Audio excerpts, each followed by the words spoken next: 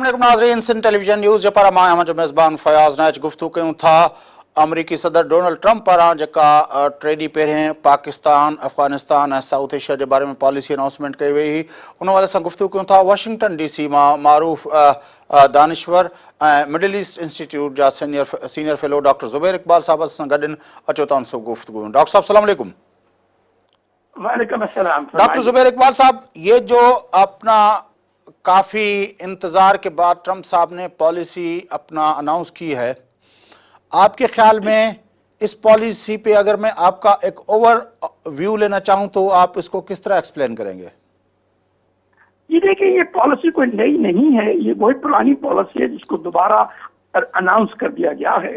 इसमें सिर्फ बात इतनी है कि इस दफा पाकिस्तान के मुतालिक जरा कुछ खुल के बात की गई है। इससे पहले इतनी खुल के बात नहीं की जाती थी। उसके अलावा और कोई नई बात नहीं है। ये कहना कि ये ओपन एंडेड किस्म की अमेरिकन इन्वॉल्वमेंट होगी, ये तो पहले भी उम्मीद की जाती थी कि वो छोड़ के नहीं जाएंगे, क्योंकि अगर अमेरिका अफगानिस्तान को इस वक्त पे छोड़ के जाता है तो वहां पर इंस्टेबिलिटी और फैल जाती है, और जैसे भी इंस्टेबिलिटी फैलती है तो उसकी वजह से अमेरिकन इंटरेस्ट जो इस इलाके में उन पर बड़ा असर पड़ता है। इसलिए ये तो उम्मीद नहीं थी कि अमेरिका छोड़ के चला जाएगा। हालांकि उससे पहले ट्रंप साहब ने अपने इलेक्शन के जमाने में कहा था कि वो छोड़ देंगे, लेकिन जब वो दोबारा हुकूमत में आए तो उसके बाद उनको मालूम हुआ कि ऐसा नहीं हो सकता। तो ये मेरा कहने का मकसद ये है कि ये नई पॉलिसी नहीं है, इसको एक नए तरीके से प्रेजेंट किया गया है, और उसमें खास तौर पे पाकिस्तान के मुताबिक जो बात की गई है वो बहुत एक्सप्लिसिट है, और उसके मुताबिक हमें अब सोचना होगा। अच्छा, आप कह रहे हैं कि ओपन एंडेड नहीं है, लेकिन ट्रंप साहब ने भी जैसे कहा था और फिर बराक ओबामा ने भी आखिरी अपना जो दौर में पॉलिसी दी थी तो उसने ड्रा डाउन की बात की थी और वो ड्रा डाउन शुरू हो गया था। हालांकि वो जब आए थे तो उस वक्त अफगानिस्तान के अंदर जो अपना उनके फौजी जनरल थे, जनरल मैकक्रिस्टल साहब, उसने सर्ज की पॉलिसी दी थी, लेकिन ओबामा ने आखिरकार वो जंग बंद करना चाहिए। और लेकिन ट्रंप ने भी अपनी कैंपेन के अंदर ये कहा कि वो इस जंग को ख़त्म करेंगे, लेकिन अब जंग नए सिरे से शुरुआत की तरफ जा रही है। आप इसको तब्दीली नहीं समझते? जी नहीं, देखिए, उसकी वजह यह है कि जो आप उस वक्त पब्लिकली सुन रहे थे वो प्राइवेट या जो इनसाइड जो पॉलिसी थी उसके मुतालिक को खास उनका कोई दोनों में ताल्लुक नहीं था।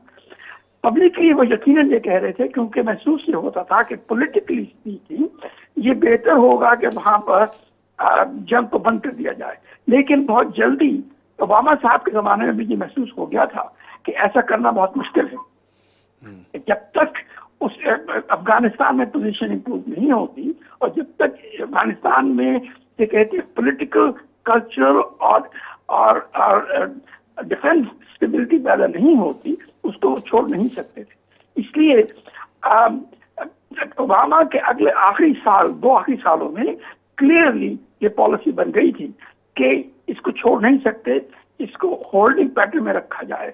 उस वक्त क्लियर कट पॉलिसी इसलिए अनाउंस नहीं की गई थी कि जब एक गवर्नमेंट के 8 साल खत्म हो रहे होते हैं तो वो गवर्नमेंट इस किस्म के फैसले नहीं करती, वो एक किस्म के होल्डिंग पैटर्न में रखती है ताकि जो नया प्रेसिडेंट आए वो उनके मुताबिक सोचे और फिर आगे बढ़े।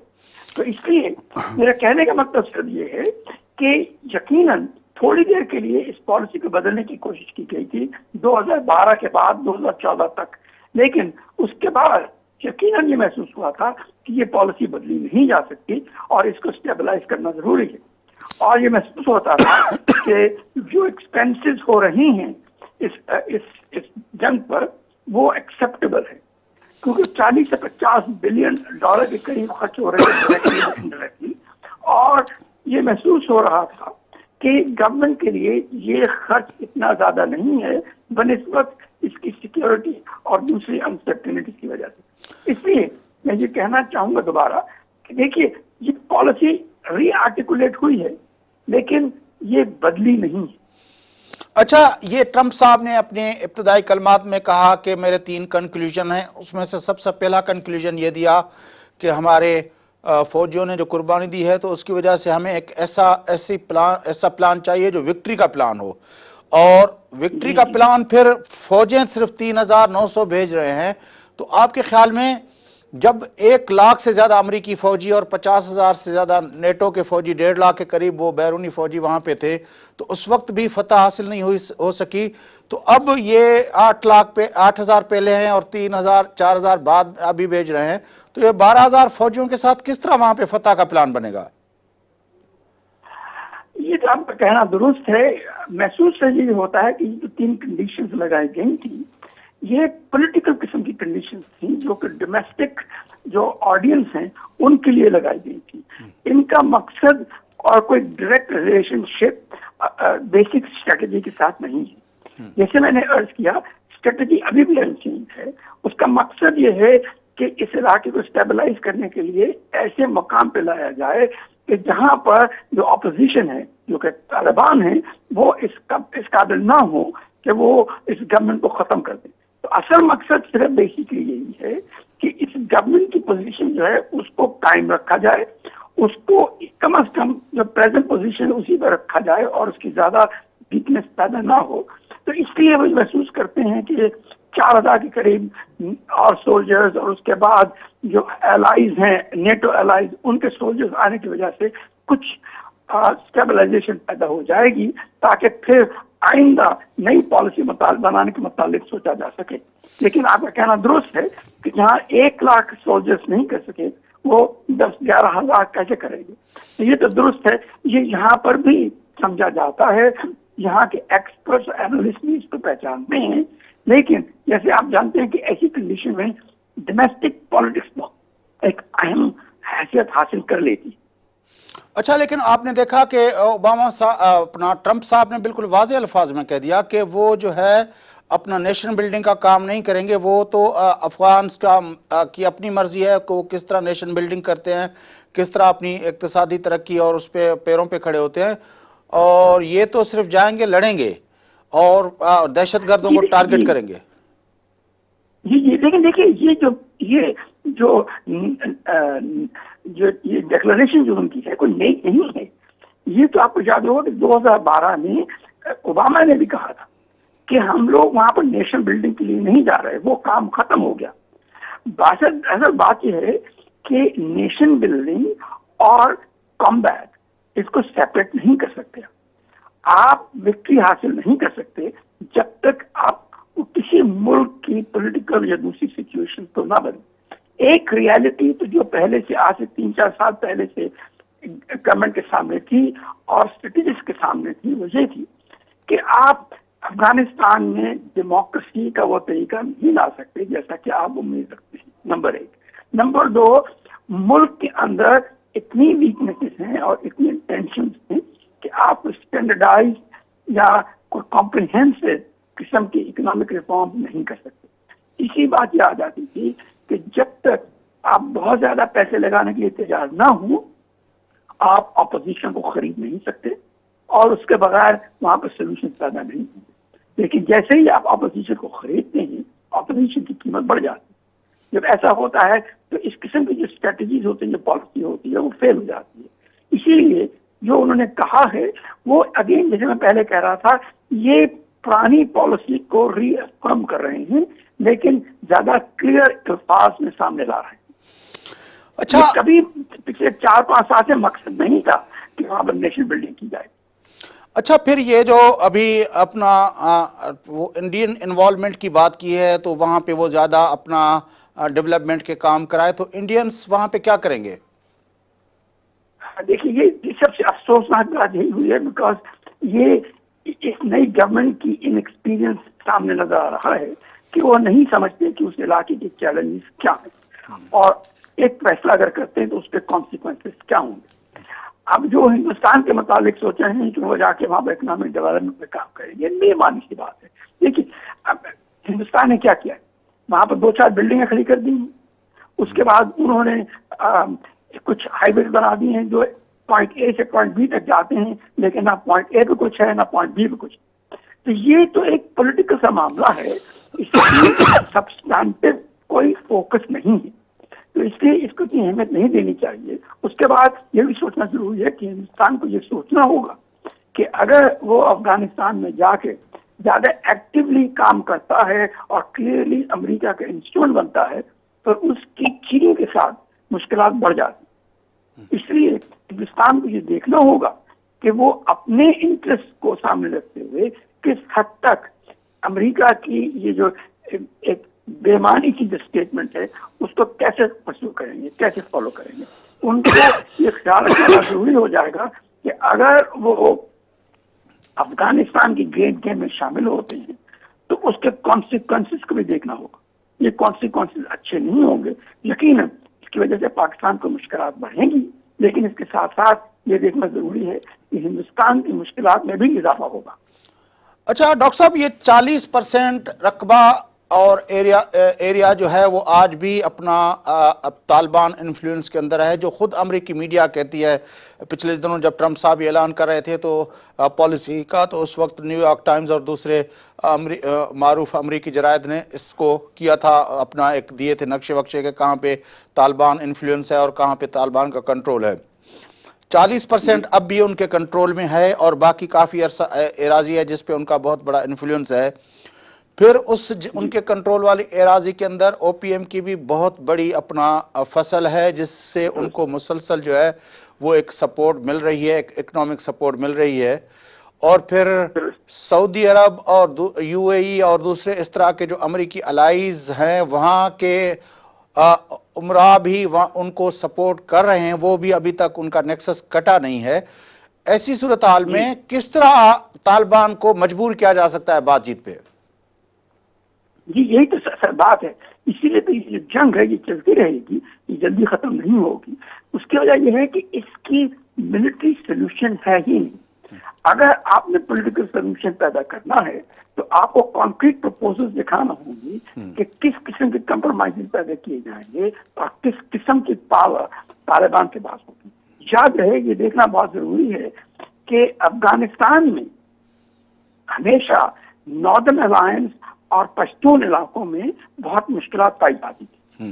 وہ مشکلات اب سامنے بڑھ کے آ رہی ہیں کیونکہ ناردرن الائنس ایک چھوٹی سے گروپ ہے, 12-15% ٹوٹل پاپولیشن کا ہے. اس کے باوجود ان کی کنٹرول جو گورنمنٹ پہ ہے وہ ڈسپروپورشنٹلی زیادہ ہے. اس لیے وہاں پر بڑا بیسک کانفلکٹ پایا جاتا ہے جو ناٹ صرف کہ ایتھنک ہے بلکہ اس کے ساتھ ساتھ کلچرل ہے. تو ایسی کنڈیشن میں ضروری یہ ہو جاتا ہے کہ اگر آپ ایکسپلسٹلی یہ کہتے ہیں کہ طالبان یا پشتون کو اس قسم کی اہمیت دی جائے گی اور وہ کیونکہ ڈومیننٹ فورس ہے ان کو ڈومیننٹ قسم کی پوزیشن بھی دی جائے گی گورنمنٹ میں, اگر ایسا ہوتا ہے تو پھر کمپرومائز پیدا ہو سکتے ہیں. لیکن ان کمپرومائز کو پیدا کرنے کے لیے ناردرن الائنس کو پرسویٹ کرنا پڑے گا. اس کو پرسویٹ کرنے کی بہت مشکلات ہیں اور امریکہ اس قابل نہیں کہ اس پہ کام کر سکے.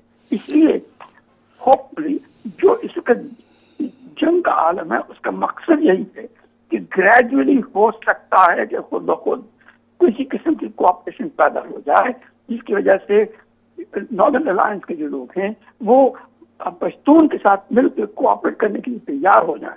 ایسی کنڈیشن میں طالبان کی پوزیشن بڑھ جاتی ہے, ان کی اکنامک اور پولیٹیکل پاور بڑھ جاتی ہے. اگر ایسا ہوتا ہے تو پھر آپ سولوشن دیکھ سکتے ہیں, اگر ایسا نہیں ہوتا تو پھر سولوشن کی امید نہیں رکھنی چاہیے, پیس اور سولوشن کی خاص طور.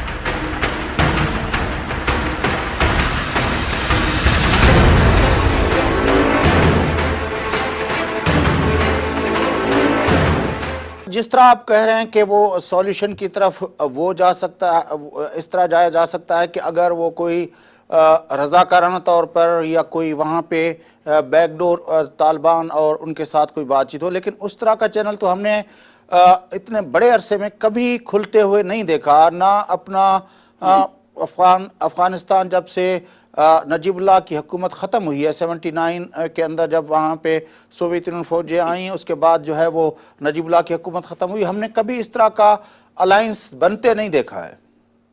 جی بالکل درست, یہ تو درست ہے, یہی تو سب سے بڑا چیلنج ہے. اسی لیے یہ جنگ چل رہی ہے کہ آپ ڈومیسٹکلی کوئی سولوشن پیدا نہیں کر سکتے، اور چونکہ وہاں پر انسٹیبلٹی بڑھ گئی ہے تو اس کی وجہ سے اب نئے فورسز جس میں اسلامک اسٹیٹ شامل ہے وہ بھی آ گئے ہیں، اور وہ آپ کو معلوم ہے کہ وہ تو بالکل بیسیکلی سیکٹیرین قسم کے گروپ ہے، تو اس لیے خون خرابی بھی بڑھ رہا ہے اور اس کے ساتھ ساتھ ملک کے اندر اور ڈویژن پیدا ہو رہی ہیں۔ ایسی کنڈیشن میں آپ کا کہنا درست ہے کہ اس قسم کی ایکسٹرنل انٹرونشن جو ہے کسی حد تک کامیاب نہیں ہو سکتی۔ اچھا ڈاکٹر صاحب، اگر 10-12 ہزار امریکی فوجی مثال کے طور پر اتنے ہی نیٹو کے فوجی آ جائیں، حالانکہ کبھی نیٹو کے اور امریکن فوجی کا تناسب برابر نہیں رہا، لیکن اگر 15-20 ہزار کے قریب باہر کے فوجی آ جاتے ہیں تو اس سے کیا فرق پڑتا ہے؟ کیونکہ افغان نیشنل آرمی جو بنی ہے وہ تو ابھی تک اس پوزیشن میں نہیں ہے کہ طالبان کے حملوں کو روک سکے۔ آپ نے دیکھا کہ اس سارے عرصے میں قندوز پہ کتنے حملے ہوئے ہیں، کابل پہ کتنے حملے ہوئے ہیں، باقی علاقوں میں کتنے حملے ہوئے ہیں، تو پھر یہ 20 ہزار فوجی کام کیا کریں گے کس طرح؟ کیونکہ وہ حملوں کو تو روک نہیں سکیں گے۔ یہ دیکھیے، جیسے میں نے پہلے عرض کیا، یہ ایک ہولڈنگ آپریشن ہے۔ یہ جو پالیسی ہے بن رہی ہے ابھی تیار نہیں ہوئی۔ یقیناً مقصد یہ ہے کہ اور ڈیٹیوریشن نہ ہو امید ہی رکھی جاتی ہے کہ اگر اور ڈیٹیوریشن نہیں ہوگی تو ہو سکتا ہے طالبان اور دوسرے گروپ جو ہیں وہ کوآپریٹ کرنے کے لیے تیار ہو جائیں۔ آپ کا کہنا درست ہے، یہ بہت مشکل لگتا ہے، لیکن اس کے ساتھ یہ بھی دیکھنا ضروری ہے کہ آلٹرنیٹو کیا ہے۔ اگر وہاں سے چھوڑ کے نکل جاتے ہیں تو اس کی وجہ سے وہاں پر ڈیسٹیبلائزیشن پیدا ہوتی ہے اور اس کے برے اثرات پورے علاقے میں پھیلتے ہیں۔ اس کے برے اثرات پاکستان میں بھی ہوں گے، ایران میں بھی ہوں گے اور سینٹرل ایشیا میں بھی ہوں گے۔ تو ایسی کنڈیشن میں بالکل نکل کے چھوڑ جانا بھی کنسٹرکٹیولی کام کی بات نہیں ہو۔ اچھا ڈاکٹر صاحب، سوچنا یہ ہے کہ کیا ہوگا۔ پاکستان پہ جو بلیم لگائے گئے ہیں اور اس میں بہت ہی سیریس لیول کی باتیں کی گئی ہیں، پاکستان کے نیوکلیئر کو بھی انڈائریکٹلی اپنا اس پہ بھی ذکر کیا گیا ہے، اس کے علاوہ پاکستان کے اپنا بارے میں جو باتیں کی گئی ہیں اس میں تو بالکل ایک لگتا ہے کہ شاید پاکستان کی امپورٹنس کو سمجھتے ہوئے اس کے سوا مسئلہ یہ حل نہیں ہوگا، اس کے باوجود اس کو دبایا جا رہا ہے، اور گزشتہ 16 سال سے یہی ہم سنتے آ رہے ہیں، do more do more do more. یہ پاکستان اور امریکہ کے ریلیشن شپ کو افغان وار کے کانٹیکسٹ میں آپ کس طرح دیکھتے ہیں؟ یہ دیکھیے، یہ دیکھنا بہت ضروری ہے کہ پاکستان اور امریکہ کے جو نیشنل انٹرسٹ ہیں وہ ڈائیورج کرتے ہیں، وہ کنورج نہیں کرتے۔ اسی لیے آج سے 10 سال 15 سال پہلے سے جو پالیسی تھی وہ ایک ٹرانزیکشنل پالیسی تھی، جو اسٹریٹجک پالیسی نہیں تھی۔ اس میں ایک پیسے ملتے تھے، آپ کچھ کر دیتے تھے، لیکن آپ اپنا انٹرسٹ نہیں چھوڑتے تھے۔ اب مشکل یہ ہے کہ امریکہ یہ ایکسپیکٹ کرتا ہے کہ پاکستان اپنے نیشنل انٹرسٹ کو چھوڑ کے امریکن انٹرسٹ کو ایکسپٹ کرے، لیکن اس کے لیے جو وہ ریسورسز دینے کے لیے تیار ہے وہ اتنی لمیٹڈ ہیں کہ پاکستان جیسے ملک کو اس کو سیریسلی لینا ناممکن ہے۔ تو بات دراصل وہی آ جاتی ہے جو میں نے پہلے عرض کیا تھا کہ جہاں پر ڈفرینسز آف انٹرسٹ ہوتے ہیں وہاں پر کلیئرلی کانفلکٹ پیدا ہوتا ہے، اور اس کانفلکٹ ریزولوشن کرنے کے لیے ضروری ہوتا ہے کہ یا تو انٹرسٹ کو کمپرومائز کیا جائے یا اس قسم کی ری ایلوکیشن آف ریسورسز کی جائے کہ جس کی وجہ سے کمپرومائز پیدا ہونے شروع ہو جائے۔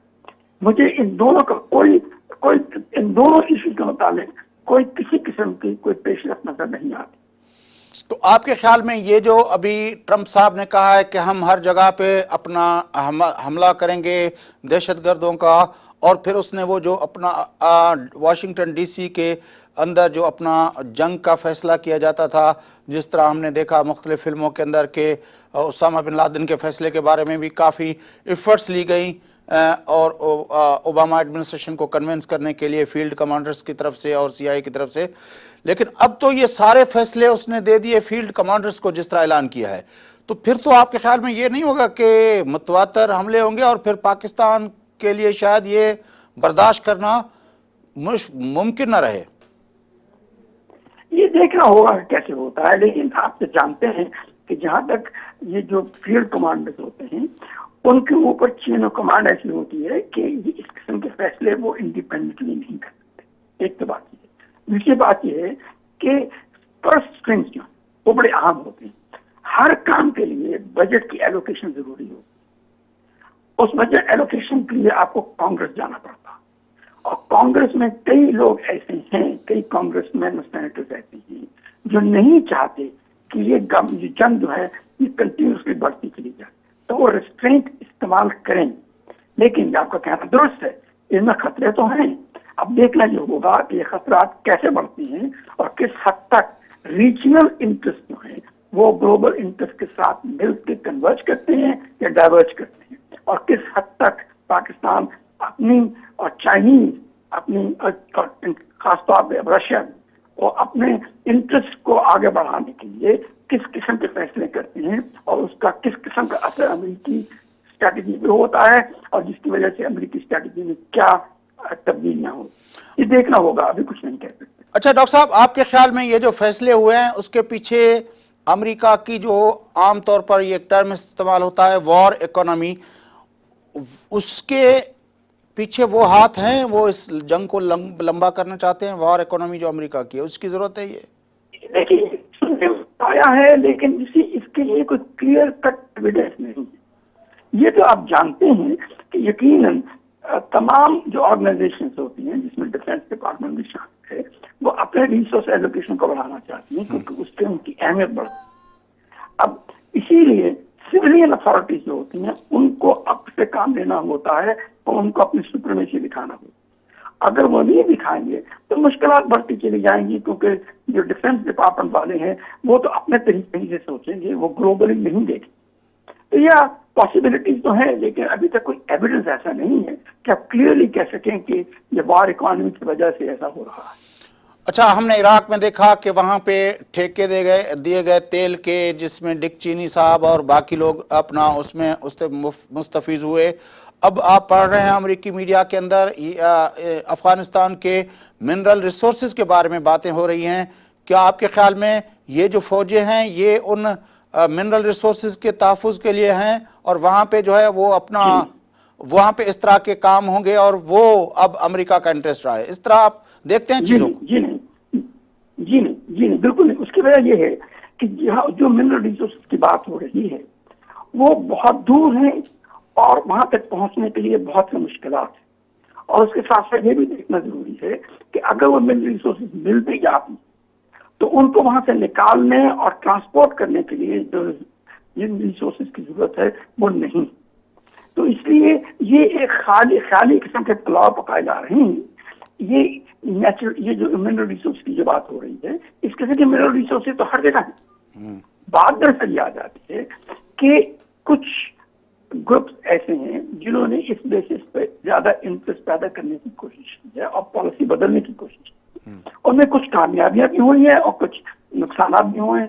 اب یہ نہیں کہہ سکتے کہاں تک پہنچ سکتے ہیں، لیکن یہ مجھے مشکل نظر آ رہا ہے کہ منرل ریسورسز کے لیے لڑائی ہو رہی ہے. وہ پرانا زمانہ تھا جو 19 سینچری میں ہوتا تھا یا ارلی 20 سینچری میں، اب نہیں ہوتا.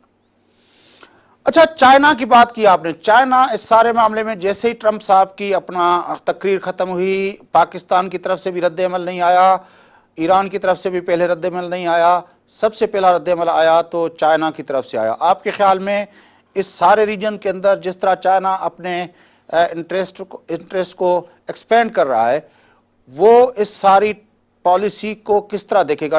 چائنا کا انٹرسٹ کیا کہتا ہے؟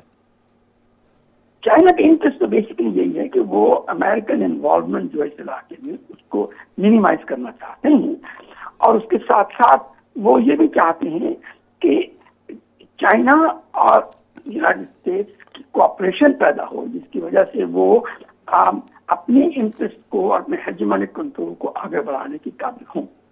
اب کیسے بڑھے گا یہ بہت مشکل سی بات آ جاتی ہے، لیکن اس میں کلیئرلی چائنیز اور امریکن انٹرسٹ جو ہے ان میں فرق پایا جاتا ہے، اور اس کی کئی وجوہات ہیں. ایک تو صرف یہی نہیں اس ریجن کے متعلق، بلکہ اس کے ساتھ ساتھ جو ہے کہ جو انڈین اوشن اور پیسفک اوشن میں جو کانفلکٹ پیدا ہو رہا ہے اس میں بھی بڑی اہمیت دیتی ہیں. ان کا مقصد یہ ہے کہ اگر افغانستان پیسفل نہیں ہوگا، اگر افغانستان میں پوزیشن اسٹیبلائز نہیں ہو، تو اس کی وجہ سے ان کی جو اوبور جو اسٹریٹجی ہے اس پہ بڑا اثر پڑ سکتا ہے. ون بیلٹ ون روڈ یہ چاہتے ہیں تو یہ چاہتے ہیں کہ کسی حد تک کوآپریشن پیدا ہو تاکہ افغانستان کی پرابلم جو ہے آگے نہ بڑھتا ہے. اور ان کا فکر یہ ہے کہ اگر وہاں پر ملٹری کانفلکٹ بڑھتا ہے تو اس کی وجہ سے انسٹیبلٹی اور پھیلتی ہے, کم نہیں ہوتی. اس کے ان پر برا احساس ہو سکتے ہیں. اس کے ساتھ ساتھ کیونکہ وہ پاکستان کو ایک میجر الائز پسند کرتے ہیں, تو اگر پاکستان کی اسٹیبلٹی پہ برا اثر پڑتا ہے تو اس کی وجہ سے چائنیز انٹرسٹ اور چائنیز اسٹریٹجی پہ بھی برا اثر پڑتا ہے. اسی لیے وہ یقیناً اس معاملے میں ایکٹیولی انوالو رہیں گے. اچھا, کیا پایا جاتا ہے واشنگٹن ڈی سی کے اندر کہ ٹرمپ صاحب کس طرف اس ریجن کو لے جانا چاہتے ہیں؟ کچھ نہیں معلوم. دیکھیے, ٹرمپ صاحب کی جو پالیسیز ہوتی ہیں بڑی شارٹ ٹرم پالیسیز ہوتی ہیں, یہ اسٹریٹجک پالیسیز نہیں. وہ بیسکلی اس وقت ٹیکٹیکلی دیکھ رہے ہیں, کیونکہ as a business man that's all he did.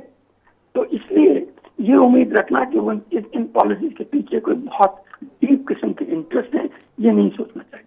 جیسے میں نے پہلے عرض کیا, جہاں تک افغانستان کا تعلق ہے یا ریجن کا تعلق ہے, وہ ایک اسٹیٹڈ پالیسی ہے جو اس علاقے کو اسٹیبلائز ضرور کرنا چاہتے ہیں, کیونکہ اسی وجہ سے ان کو بینیفٹس ملتے ہیں. ادروائز انسٹیبلٹی پھیلتی ہے, اگر انسٹیبلٹی پھیلتی ہے تو پھر ان کے ایریا آف انٹرسٹ جو ہے اس پہ بڑے اثرات پڑ سکتے ہیں, جن کی وجہ سے ان کے فائنینشیل ریسورسز پر کنسٹرینٹس ہو سکتے ہیں, اور پھر ان کو دوسرے علاقوں میں جو اپنے انٹرسٹ ہیں ان کو کمزور کرنا پڑے گا. جس طرح پہلے اس نے رشیا, ایران اور کوریا پہ سینکشنز لگائیں, اب پاکستان کے بارے میں اتنی ایگریسو پالیسی لے آئے ہیں, آپ کے خیال میں یہ پوری دنیا کے اندر یہ امریکہ کو کسی آئسولیشن کی طرف لے جائیں گے؟ یہ نہیں, دیکھیے بات یہ ہے کہ وہ ابھی اپنے آپ کو جسے کہتے ہیں پہچاننے کی کوشش کر رہی ہیں, اپنی پوزیشن کو کلیریفائی کرنے کی کوشش کر رہے ہیں. اس میں وقت لگے گا یقیناً, ابھی 6 مہینے ہوئے ہیں. امید یہی کرنی چاہیے کہ کچھ عرصے کے بعد ان کو عقل آ جائے گی کہ دیکھیے جو اسٹیبلشڈ آرڈر ہوتا ہے اس کو ڈسٹرب نہیں کیا جاتا unless and until you already have in place ایک اور آرڈر جو کہ اس سے سپیریئر ہو, جو ابھی تک نہیں ہے.